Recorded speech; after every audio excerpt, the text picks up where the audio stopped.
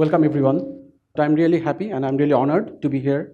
Today's discussion is regarding one of the very relevant topic, that is digital transformation. And we have been talking about it in different ways. And yet, I believe there are a lot to say about the topic and the title itself, as well as the journey of digital transformation. So often we feel like digitization and digital transformation, these are the same thing. Actually, it is not.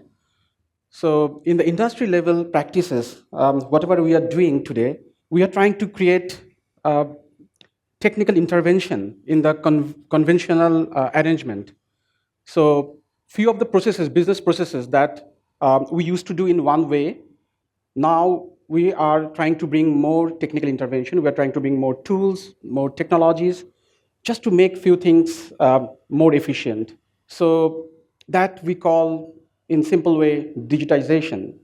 And when we're talking about digital transformation, and it has that embedded element, that is transformation, something to transform, that is actually an intervention of technology to make some rapid changes or improvements, both in our personal life, in our industrial life, and of course in the social arrangement. So the whole globe is rotating around that terminology. And when we are standing here today, the world is moving more and more towards the transformation. It's happening everywhere, whether it is a fintech like us, like bKash, whether it is health sector or agriculture, or it is transportation, or it is entertainment. Everywhere you will see the signature of digital transformation. And that's why the purposes of many industries or many companies are changing. And we have many, many examples like that. If you look at Uber, how they are changing the transportation business. If you look at the Spotify, how they're intervening in the entertainment arrangement. If you look at like Tesla, are they really creating the foundation of the car or transport? Maybe not. They are bringing a lot of software, and they are probably bringing a more powerful battery, but that is still encouraging people to own a car. But if you holistically, if you look at the transportation industry, are they really inviting people to purchase a car, or they are trying to focus more into the mobility? Like, you want mobilization and how to make it more efficient. So now, if you look at the trajectory, if you connect all the dots, and if you look at what is going to happen after 5 years from now on, you will see a lot of industry people or a lot of organizations or companies or innovators, so to say, will pop up in different part of the world with different kind of innovative ideas, so that they will ensure the convenience. They will offer you the security. Sometimes they will offer you a better usability of certain component. And today we are defining those components in one way. Still, we are thinking progressive. We are thinking positively, like what to do next, what to do next. But deep inside, we are trying to make some, I would say, changes in the DNA. And that is coming with a very strong word, innovation. And to me, innovation is not a role. Like, you can say, okay, you are in a role. Are you driving the innovation? No, I am not. My responsibility is to facilitate a platform or an environment where people, with their minds, with their brain, they will start participating, and they will drive a journey, and that will bring the innovation. So to me, innovation is a mindset. So anybody having that mindset can really start participating in the journey of innovation. And now if you look at future, because I'm talking about the future, I'm talking about like what will happen after few years or few months. My point is, very interestingly, to me, future is not again a matter of time. Again, future is about mindset. Somebody is sitting here today, if you are having that in your mindset, like what is next? And when you're talking about next, that is future. So today, wherever you are standing, whatever capabilities you are having, whatever instruments you are having, whatever equipment you are having today, tools, technologies, your investment capacity, everything. But deep inside, if you can relate today's standing point and today's all the belongings, and then you can connect to the next thing, like what is next, where can I take this journey to in whatever time frame. Let me give you one example. I was reading in an article like General Motors and Tesla and Honda and Toyota, all these car manufacturers, they are thinking about replacing each and every uh, gas driven car, and they want to bring the electric car. And organizations like Google and some of these kind of progressive organizations, they are thinking about driverless car.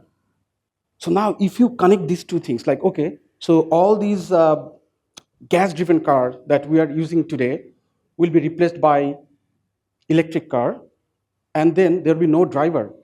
When will it come? Now, people are predicting, and I think those people are also qualified enough to predict that probably it will take 10 to 15 years. And by that time, a lot of other things will be changed. And now, whether it is 15 years, I have my doubt. I think it will be happening maybe within the next 5 years. So it's all about whether it is 5 or 15 or 10 or 2. Let's not limit our imagination and then put it to a time frame. I love the quote from Albert Einstein. He said, imagination is more powerful than knowledge. Because sometimes knowledge drags us behind. Like, oh, you cannot do this. You cannot try for this. You cannot move towards that. But when we are talking about our growth kind of journeys, like, okay, let's have the hacking mind. Let's think about how to grow more and where and when. Then, if you really depend on your knowledge, only knowledge, then it will be a problem. Then you'll always feel like, no, I read somewhere and they said, no, you cannot do that. And I saw somebody doing something and it didn't really see the success. So what can I do? I think the power of imagination will really help you out there. I'll connect whatever I'm saying with the current journey that we are having with bKash. When you started back in 2010, no, nobody knew. Actually, let me be very frank. I was not very sure like what is going to happen. I couldn't tell anybody like, hey, I know exactly after 10 years from now on or 11 years from now on, I'll be standing in such a graceful stage and talk about like a lot of different things. No, at that moment, it was all about how to bring more values to the society. And one, I would say, fantastic chromosome that we have in the DNA of bKash is it really, we have been working for the society, particularly for the unprivileged and underprivileged people. We started with that. Like the financial inclusion is one of our tagline. And now when we're talking about the financial inclusivity, it's more about, we are not a bank. We did not define the banking procedure. We didn't ask people to do this and that and a lot of other serious stuff. It's more about bringing convenience. So that is one driving factor for bKash. Like, what were we trying to do? Each and every thing we tried to do back within last 10 or 11 years timeline is sort of all about bringing more values and convenience to the target segment, which were mostly underprivileged or unprivileged. And that gave us an energy, like, okay, when we saw like a rickshaw puller now with much more comfort and with stronger security, he can transfer his money from a humble handset wherever he is today. And from the other side, another person is receiving, and then purposefully that money is being used immediately. And that is bringing a smile to both of the faces. And deep inside, we are not counting it as one single transaction only. We are counting the smiles. Like, okay, we have created something, and that is offering something to the society and something to celebrate, something to bring back as an energy, and then what to do next. So I think, if I look at the audience, I know you are the generation who have been working in the space, and going forward, you'll be leading the industry. And I know even in my lifetime, I was sharing with one of my colleagues a few minutes back that I've seen the changes, the transformation, the real transformation by generation. We used to purchase things in one way. we knew that, okay, this is the market, I should go, and then I should look for the right price, and then probably I can pick one of the items. But right now, it's not only about you. I have read it somewhere that 78% of the Gen Z, this generation, they look for the reviews. They always look for like what is what is to be purchased, which brand, and what are the features. And then sitting somewhere, they're deciding, and then they're clicking some of the buttons, and then the payment is done, the address is given, and it is being delivered. Then what is actually happening? It's giving you certain power when data and information are coming as a collaboration. So you know certain thing, where to go and where to look for information, and how to interact, and how to create a social image of certain product. And then it is helping you out to decide something. So that is saving a lot of time. And time is something you cannot replace with any other asset. Time is the most valuable, investable asset. So in the journey of bKash, that is again another energy. Besides Smile, we are bringing another fantastic value to our consumers, that we are saving time. A person who used to go to a bank and standing in a queue and then perform one financial transactions, and then having all those paperwork and this and that, something that used to take, for example, 2 hours, now probably you can do it in a minute. That 1 hour 59 minutes that we could save from your life, that's remarkable, I would say, achievement. And whether we are counting it or not, but that is again is bringing back some energy to our product team, who are constantly thinking about what is next, what can we do offer or offer next to our consumers. Now we're talking about the society. A lot of, as I mentioned, a lot of things are happening.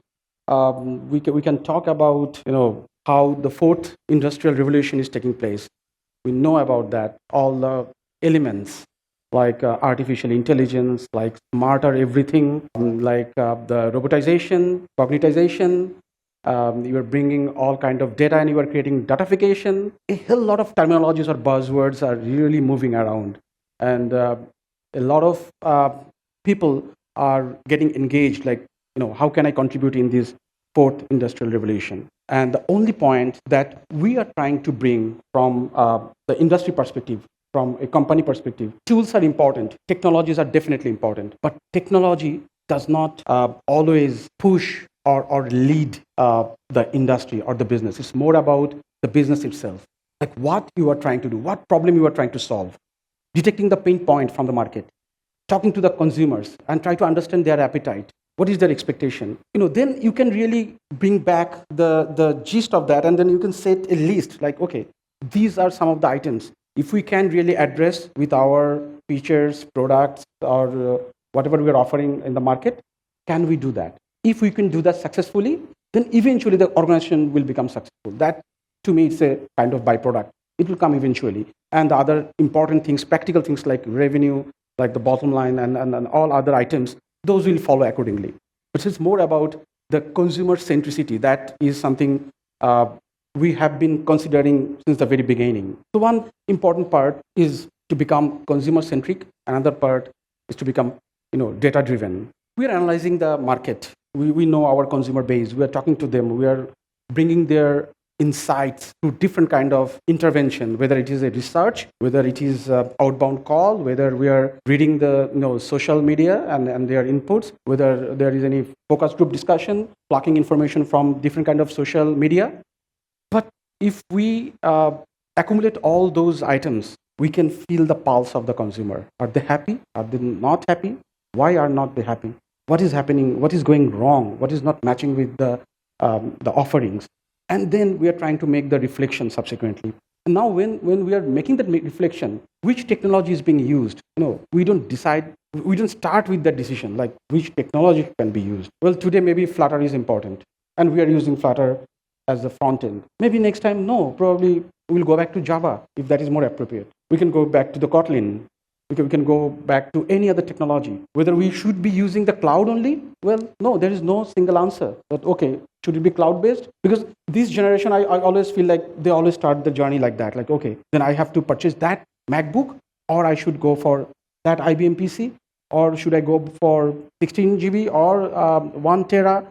These are all some of those items that often keep our minds boggling with something. But it's more about like what actually we are trying to do. What is our responsibility? And when we're talking about the social aspect, and you know about that, like all this digital transformation, this is not all good. When we are trying to create values, probably we are creating some vulnerabilities. When we are trying to offer them something good, and that always not being reflected appropriately. So the social aspect is a very important part. And we know, if we, I don't know whether all of us, we have family or not. I can see some very young faces. So when you will have a family, each and every technical intervention, how will it affect your kids or your family bonding? Each and every feature that we are having today, each and every activity that we are performing today, when you are at home, when you are in your office, when you are at a restaurant, when you are walking on the street, when you are driving, when you are talking to somebody, when you are listening to somebody, what actually we are doing, how we are doing. Are we increasing our screen time more? Is it making us better? Or is it really a sustainable social feature that we are trying to adopt? Or should we really change our behavior somewhere down the line? So, I don't want to, create a big debate here, because sometimes even inside my mind, as a product guy, I have my doubts, I have my debate with myself. I always challenge myself. Like, am I thinking the right way?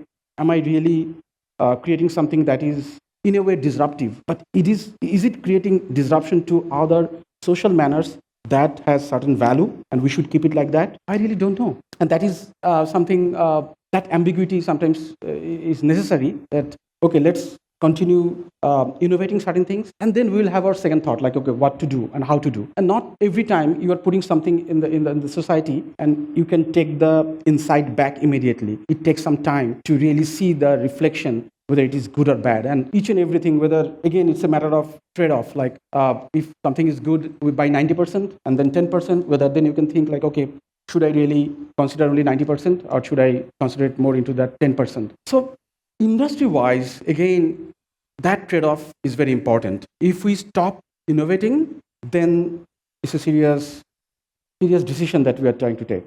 Each and every organization, however they used to work back in 2000 or 2010, now they are forced to change. And the first thing is they are forced to really recognize the inertia themselves, like where something is not going in the right direction. So something we used to say like, okay, no, it's good enough. Probably that time is over.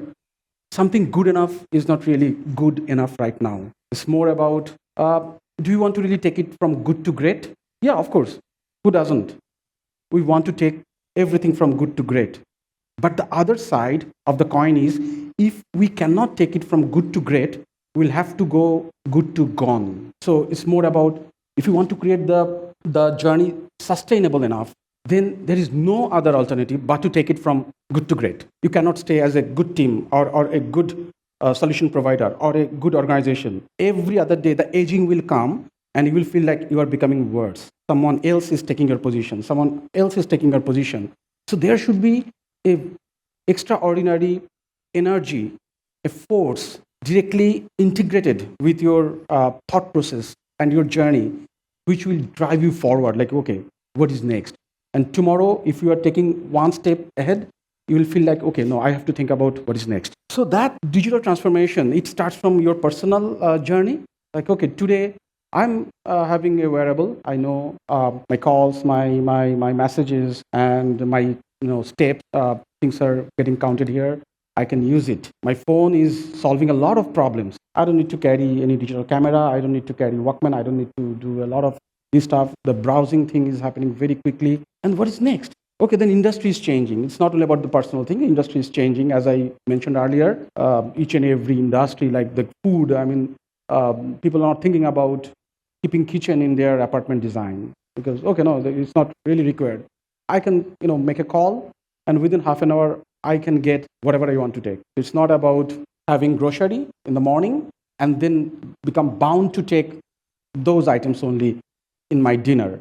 It's more about having some kind of freedom and sometimes luxury also. Okay, let me order something and I can take it at any moment. And then again, when you are taking that food, you are deciding with the intervention of technology, like which restaurant to choose, who is offering what, and then what is better for me right now. And I know few people who are also thinking about, oh, how much calorie I'm going to take, and am I burning that much? Otherwise, am I remaining fit, or am I creating another problem? And then what is next? Oh, are they offering any coupon? Are they offering any discount? And oh, are they offering any loyalty points? Am I also collecting some points? Just because if I do that, do I have enough points that I can convert it in some way so that the overall meal is becoming free for me? Yeah, we have started thinking like that. And now you can take it like, is it becoming more complicated? Or could it be better, like if I just go to my dining room and pick a plate and whatever is there, I could pick it and have it? That's the debate. You never know. So we have more choice, and now it will be depending on you, like what you are trying to take. In the social context, as we are moving and rotating around that, the digital transformation. I think back in 1969, I was reading it in an article. The Apollo, which actually traveled to the moon, had less capacity, much less capacity, the processing capacity I'm talking about, than whatever smartphone we are carrying, anybody in this room is carrying. So that 4 kilobyte RAM, and when I'm talking about kilobyte, we are not even counting it anyway, right? Maybe we are having transaction, each and every transaction probably is going towards something like in kilobyte range, and we are counting our data in petabyte range nowadays. It's very difficult to really put two things in parallel. But look at the result. In 1969, they traveled to the moon with that little capacity. And now we are having millions times better technology, the processing capacity, whatever we are having today. But did we really change much in terms of the achievement, in terms of our journey? Probably not. So something is not happening correctly. Technologically, we are moving very fast, but then process-wise and more probably imagination-wise, we are not moving too fast. And that is one of the key elements of this transformation that we are talking about. Like how much you can imagine and how much effort you are ready to give to make it in reality, and then to make it sustainable for the future. bKash has been offering that platform for last 10-11 years, but I can give you some detail or more concrete insight, as I am part of this journey. Each and every time we are actually thinking about a new product, we start the journey with the conceptualization, of course. So what is the concept and where the concept is coming from, and whether we are preparing the right design and what problem we are targeting, and whether it is really being solved partially or fully. And then what is happening in the globe? Is there any better solution throughout the world? Even if there is any solution readily available that we can really look into and then make something better comparing with that. And then we are creating a version, we are putting it a beta, and we are trying to use it by ourselves just to make sure that we know the details and we can figure out if there is any problem, and then putting it to a small group of people as a beta version, and then try to get their insight and feedback, because we are different by our taste and temperament and appetite. People from different segment, the appetite segment, if they can start contributing, then it's better, and we can really get the real feedback and insights, and that probably will help us to make more improvisation in the product lineup. And in the technology side, it's even simpler, I can tell you. Like, we have experts in our team, and their responsibility is to really look for which technology will help to solve the problem. And then they are actually bringing all the right tools and technologies. And then we connect these two, we try to create a product, and then we put it for the business team to really take it to the market, and then how to make it more sustainable. And they are bringing all the practical stuff like the pricing and other service elements with that. So in our way, we are trying to contribute in the digital transformation of the society. A lot of people, eventually, it's not only about bKash. The overall banking industry, they will have to transform wherever they are today. Otherwise, they know that they will be losing the consideration of the common people. People are not really very comfortable to really go back when they are becoming very smart with the knowledge, with the technology items like the mobile phone, the advanced level of computing and the social awareness, they are not ready to embrace the older techniques, or so to say, the conventional ways. So they will really force each and every companies and industries benefit that I'm trying to get. Because as I told you, like time is a serious investment. And I'm also spending time here. And I really want to get to create a feeling how we are enjoying our journey in bKash, how we are collecting the energy, and how we are really uh, working as a team to make a sustainable, revolutionary change in the Bangladeshi context, and then maybe outside of the of the country someday. But whatever assets we are having today with bKash, we have a large team of close to 1,500 people, and by numbers, and probably that these are all public figures. We have become the number one mobile financial service provider in many indexes globally so far. So we have a number of other positive elements. We have very engaged investors, and they all are world-renowned investors. And they are not only bringing the money; it's more about the recognition, the endorsement of whatever we are doing. From the global context, they are actually assessing us, and they are putting up, whatever money they are putting. That's giving us the energy, like, okay, we are on the right track. We are having 98% geography covered by our distribution channel. It's unparalleled.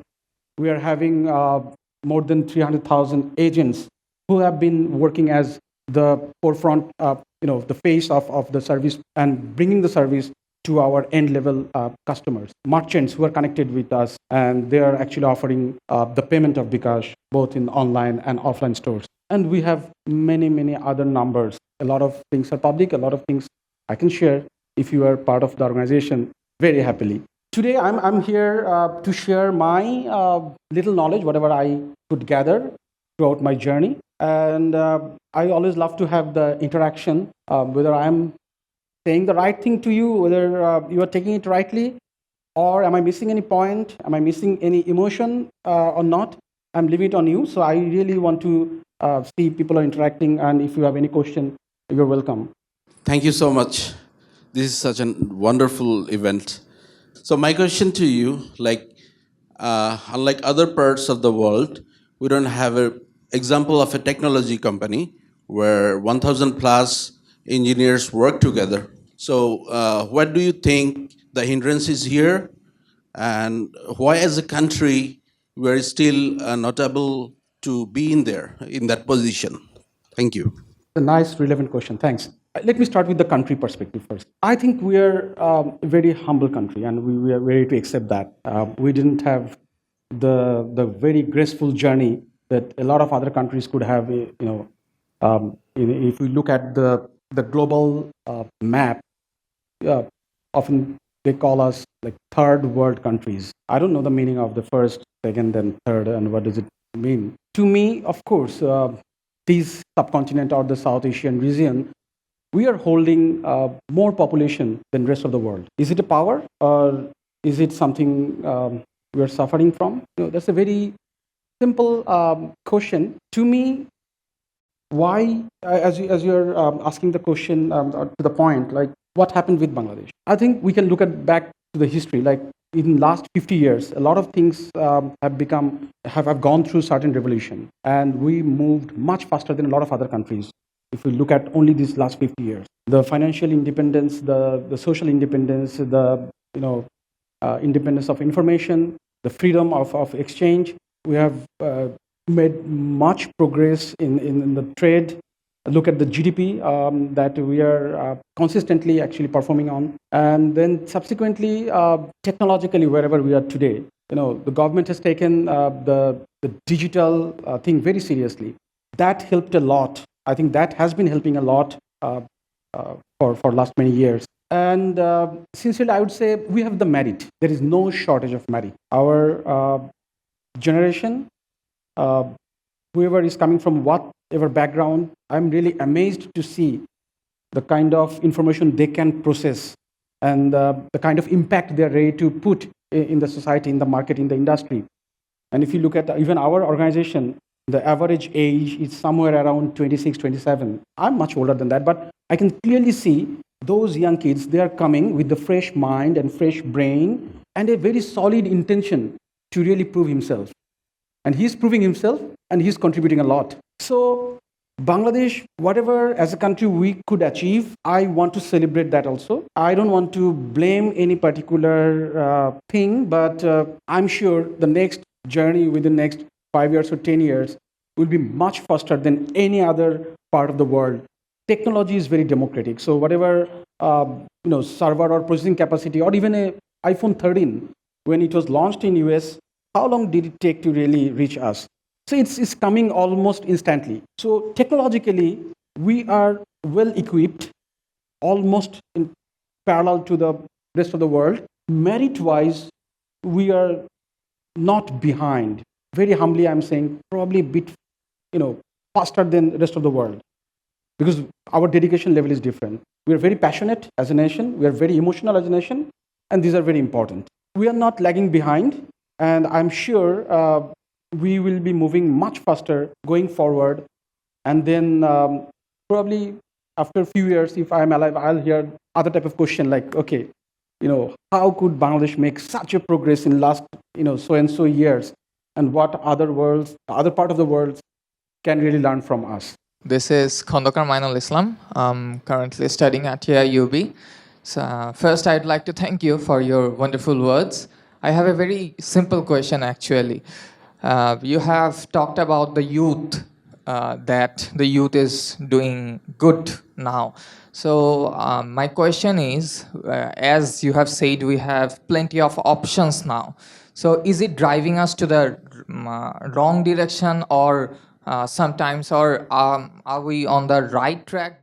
First of all, it's very difficult to answer because I'm speaking my mind out. So don't get me wrong. In most of the cases, of course, you are. I really want to congratulate you for the brilliant progress that I can see. If I compare, I left university, after, I in 2010, I completed my MBA, and then it's becoming more than, again, 10 years.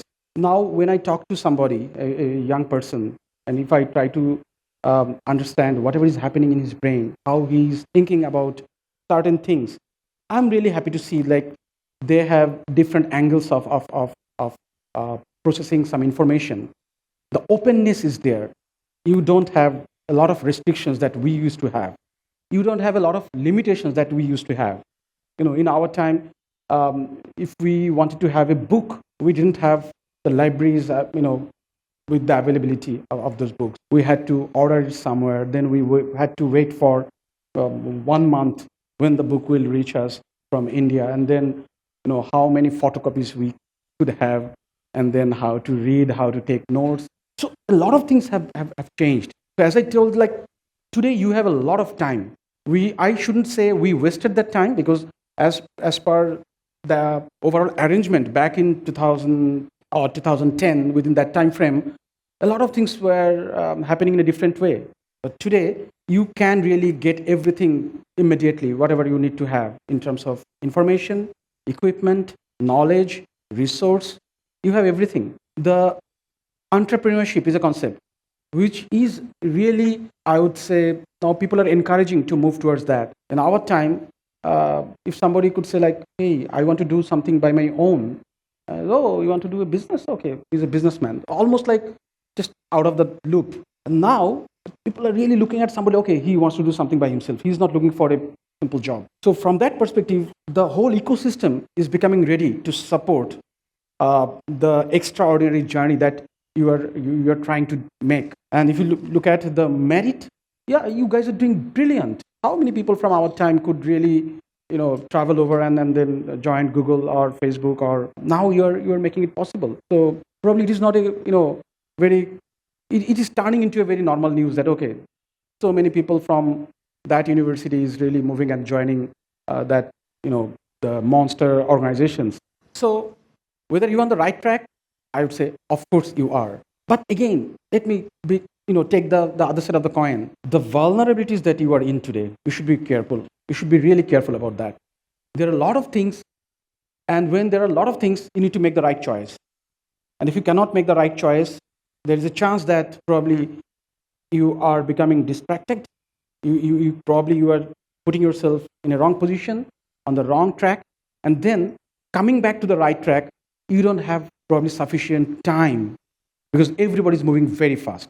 The person standing beside you or sitting beside you, he is also thinking very progressively. And we are all kind of in a very positive way, I'm saying, in a competition. Like, okay, how can I prove myself? So making mistake is not wrong, I'm saying. Making mistake is absolutely okay if you can take the right learning out of that. But every mistake will be expensive. And now, often I see like without really detailing down something, without really analyzing something, young people or young fellows, even I have the opportunity to work as a lecturer of university for some time, and I saw the reflection in my students also. Like a lot of things, they are trying to make the shortcut. Like, okay, no, let me jump immediately. Agility is important. Possessing that and then acting accordingly is probably uh, important. But if you miss a lot of things, and if you're becoming a tunnel vision guy, like, okay, what is next in, at the end of the tunnel, and let me just jump immediately, let me decide immediately whatever I want to take, then it may turn into a challenge for you. And that is not the end of the world. Trust me, there is nothing called end of the world. You can always come back to the right track, but you need to just make sure that you are not making any serious mistake.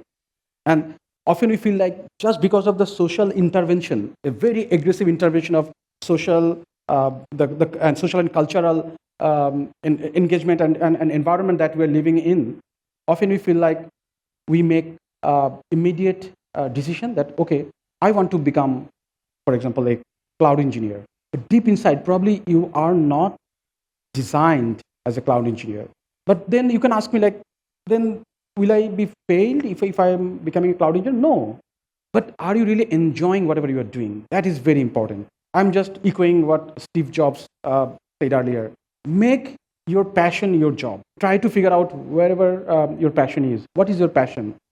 What do you enjoy? And if you can really figure it out, then you will always feel like, hey, you are not working at all. You are having fun. You are having fun. And I often hear the question, and let me just share it right now, like even from my colleagues, like they find me always very energetic. Like I'm just doing everything, I'm doing this and that.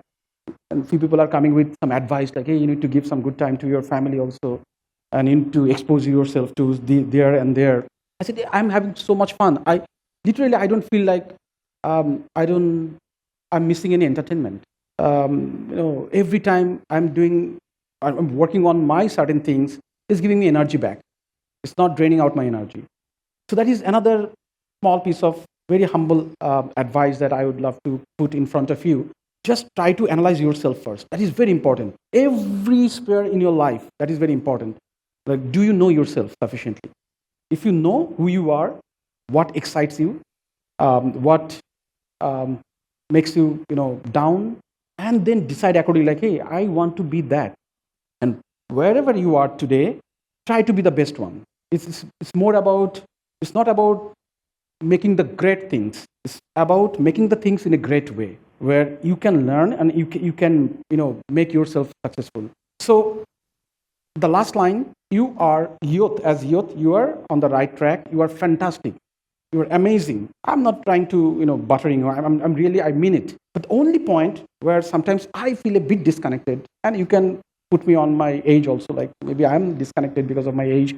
But often I feel like you are not analyzing yourself, and you are jumping into something just because somebody told you, because you are amazed by somebody, and you want to be like that. I would say be yourself first.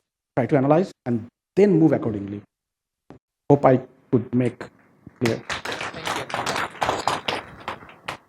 Hello, Assalamu alaikum. This is Nabila. We all know that while implementing technology in financial services can be very challenging in terms of data security. What are the challenges you have faced during these years, and how do you see it now at bKash? Great, Nabila. Thanks for the question. Yeah, security has become a very embedded part, I would say.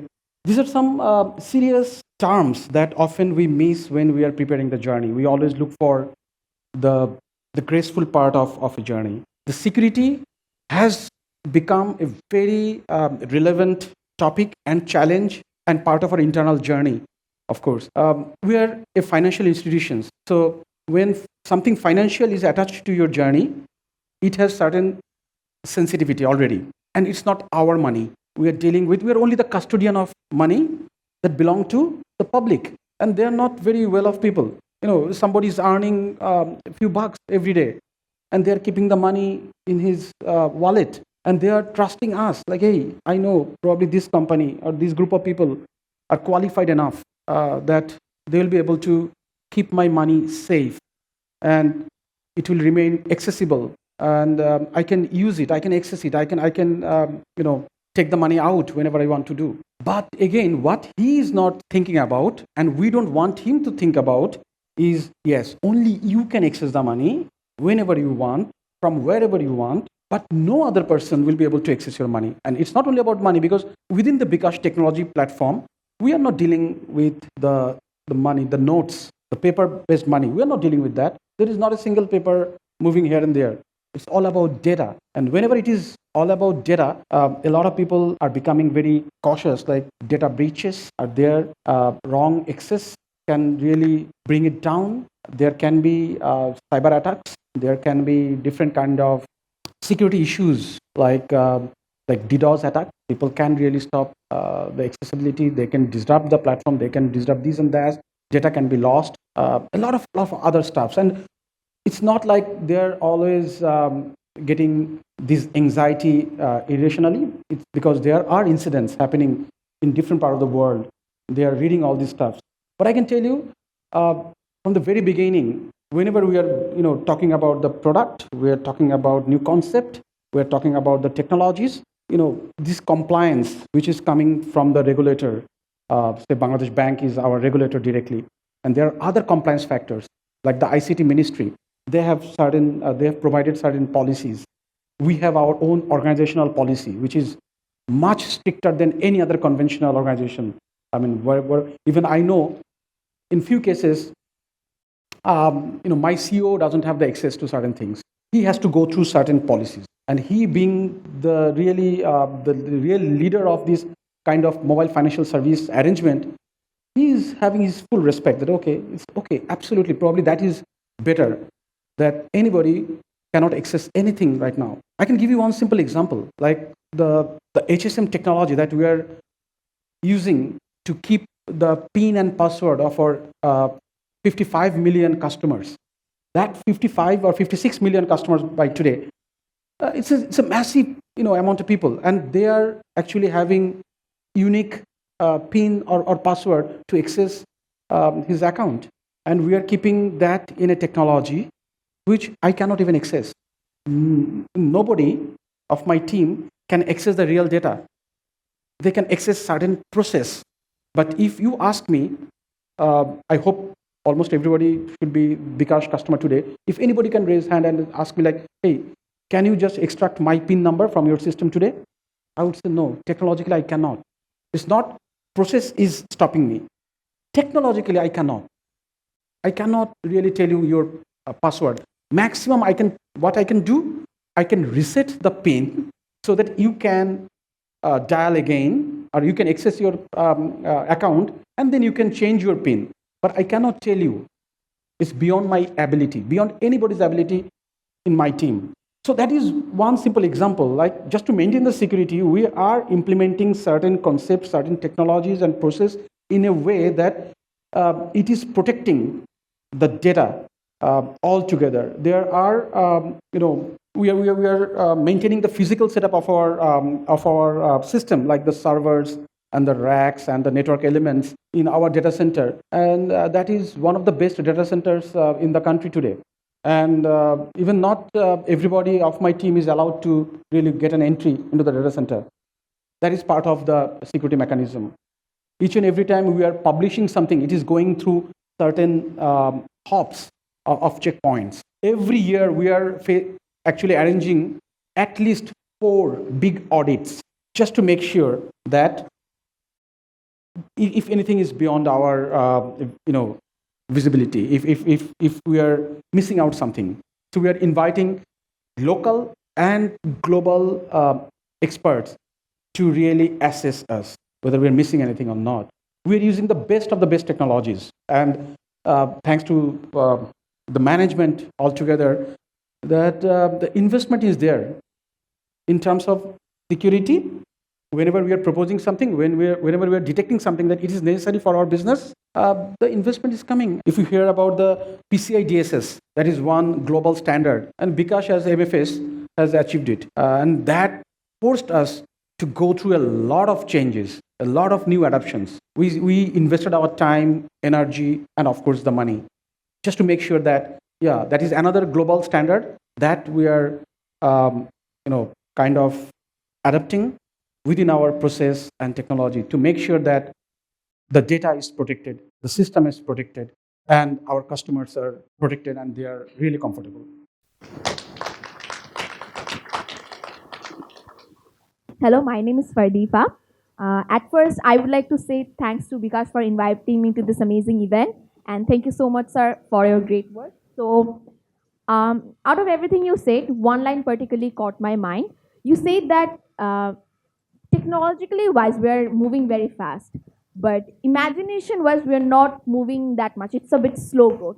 So, without imagination, no matter how good the technology is, innovation won't come. So, it's a big issue. So, why is it happening, and why do you think, what do you think the youth of Bangladesh can actually do about it to solve this problem of imagination, lack of imagination, as you talked about?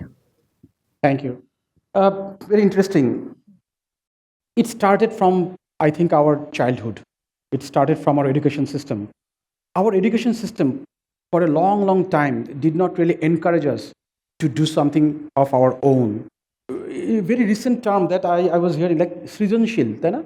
Srijanshil questions in different part of the education sectors.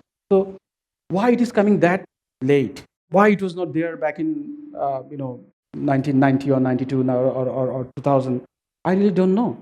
So it started from the very beginning. As a child, the openness was not really offered. Okay, do it something by yourself and make some mistake, make some serious mistake. You can do it. When you are offering some flexibility, it can bring some vulnerability also. But overall, the openness was missing in our education system, in our family life, and of course in the industry. Within my team, if somebody says like, I have a stupid idea, I always say, yeah, stupid ideas are most appreciated, because he's probably, I would say, understating, or he's considering his idea as a nimble one, and probably no, it's not that valuable. But trust me, so-called this stupid idea can really change the whole scenario. So nothing should be kept under certain constraint, like you cannot say, you cannot do, you cannot think, you cannot perform. I want, within my organization, within my team, I want everybody to really go beyond the box. I don't want to draw the line like, hey, you are an operational guy, so you are limited by the operational guideline. And you are a developer, you should always think about the code. And you are the data center guy, so don't come out of the data center. No, I'm pushing everybody, like, just go out, talk to your customer, and try to feel. Even somebody who is really a network guy, he knows how to connect two wires and make something functional. He doesn't think about, oh, my responsibility is to put the plug, or my responsibility is to install the OS, or my responsibility is to write a line of code in Java, or my responsibility is to create a UI design. No, your responsibility is not that. Your responsibility is to really solve a problem. And if company is creating millions of smiles outside of the organization in the market, you should take the pride that you are behind that.